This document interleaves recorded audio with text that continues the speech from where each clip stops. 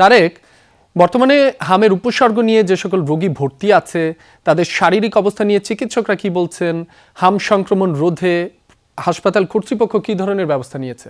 রাবি, হাম সংক্রমণ রোধে রাজশাহী মেডিকেল কলেজ হাসপাতাল কর্তৃপক্ষ আমি যতটুকু দেখতে পাচ্ছি তার স্পেশাল টিম এবং অতিরিক্ত অক্সিজেনের লাইন, আইসিইউ বেড বাড়ানো সহ বিভিন্ন পদক্ষেপ নিয়েছেন। সে কারণে কিন্তু হামের ভর্তি এবং মৃত্যুর সংখ্যা গত কয়েকদিন থেকে কিন্তু অনেকটাই কম, এবং গত 4-5 দিন থেকে কিন্তু রাজশাহী মেডিকেল কলেজ হাসপাতালে মৃত্যুর সংখ্যা নেই বললেই চলে। আজকে রাজশাহী মেডিকেল কলেজ হাসপাতালে মোট 10 জন রোগী কিন্তু নতুনভাবে ভর্তি হয়েছেন, এবং হাসপাতালের তথ্য মতে আজকে যে আইসোলেশন যে ওয়ার্ড রয়েছে 10 এবং 24 নম্বর ওয়ার্ডে সর্বমোট 113 জন রোগী ভর্তি রয়েছেন, এবং নতুন করে ছাড়পত্র নিয়ে বাসায় ফিরেছেন 6 জন রোগী। রাজশাহী মেডিকেল কলেজ হাসপাতালে আমি আইসিইউ থেকে শুরু করে আইসোলেশন ওয়ার্ড এবং 10 নম্বর ওয়ার্ডে কিন্তু গিয়েছিলাম। গত কয়েকদিন থেকে দেখছি যে রাজশাহী মেডিকেল কলেজ হাসপাতালে এই কারণগুলোর কারণে, বিশেষ করে অতিরিক্ত অক্সিজেনের লাইনগুলো করার ফলে আগে যেমন মৃত্যুর সংখ্যা, ভর্তির সংখ্যা অনেকটাই বেশি ছিল, সেগুলো কিন্তু অনেকটাই কমে এসেছে।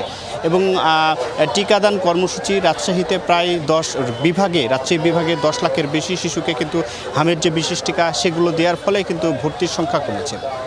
এবং এই আইসিইউতে যে রুগীগুলো রয়েছে, বিশেষ করে 1 মাস 2 মাস আগে ভর্তির যে কিছু কিছু রুগী রয়েছে, সেই রুগীগুলো আসলে অনেকটাই জটিল অবস্থার মধ্যে রয়েছে, এবং তাদের গোটা শরীর জুড়েই কিন্তু বিভিন্ন ভাইরাসের সংক্রমণের জন্য চিকিৎসকরা যেমনটি বলছেন যে দীর্ঘদিন তাদের চিকিৎসা করার ফলেও আসলে তাদেরকে সুস্থ করা যাচ্ছে না প্রথম অবস্থাতে যে রোগীগুলো ছিল।